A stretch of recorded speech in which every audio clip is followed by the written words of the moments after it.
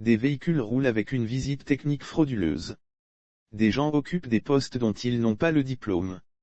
Des ministres refusent les recommandations de l'IGE.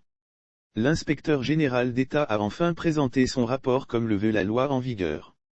Après maints reports dus à la Covid et à d'autres aléas, Aouane Dolly a remis un document fort salé pour l'administration ivoirienne, à Alassane Ouattara.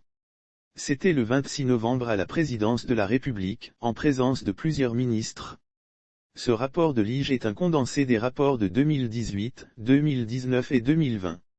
Il relève plusieurs dysfonctionnements de l'administration ivoirienne qui vont des conflits de compétences à la réticence de certains hauts fonctionnaires à prendre en compte les recommandations qui leur sont faites.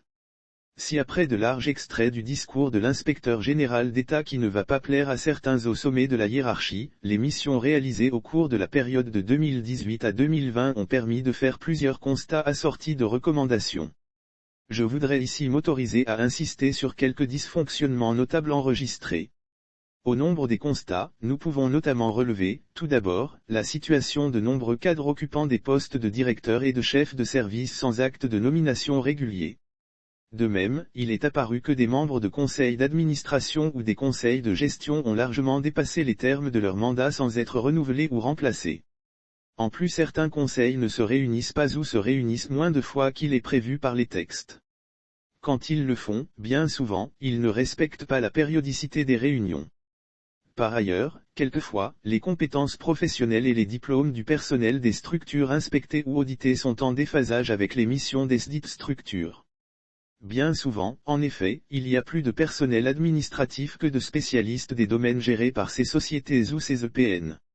Excellence Monsieur le Président de la République, nos missions d'enquête, d'inspections et d'audit ont permis de relever que certaines structures inspectées n'ont pas les moyens humains et surtout financiers nécessaires pour mener à bien leurs activités.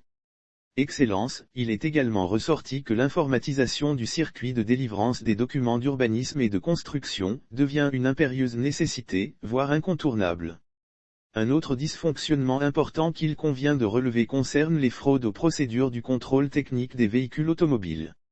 En effet, près de la moitié des véhicules du parc roulant inspectés sur la période de référence ne se soumettent pas à la visite technique. Certains véhicules du dit parc qui s'y soumettent obtiennent leur certificat par le biais de circuits frauduleux.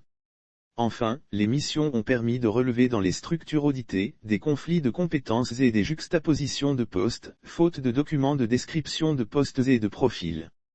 Excellence Monsieur le Président de la République, les structures de contrôle de l'ordre administratif, c'est-à-dire l'IGE, l'IGF et les IGM sont confrontées à diverses difficultés dont nous citerons ici quelques-unes, à savoir, l'insuffisance de personnel qualifié pour l'exercice des nouveaux métiers, notamment l'audit basé sur les risques et l'évaluation des politiques et programmes publics, l'insuffisance des dotations financières pour la réalisation des missions. L'insuffisance du cadre organisationnel approprié pour favoriser des vocations pour les fonctions d'inspecteurs, d'auditeurs et de contrôleurs internes.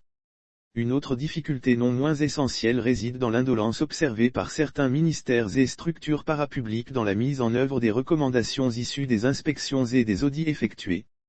Ce rapport intervient en pleine opération main propre lancée par le président de la République pour voir clair dans la gestion de 42 sociétés d'État au moins. Le rapport de l'IGE vient donc enfoncer une porte déjà ouverte et dépeint à son tour l'état de déliquescence de notre administration publique gangrenée par la corruption et les passe-droits divers.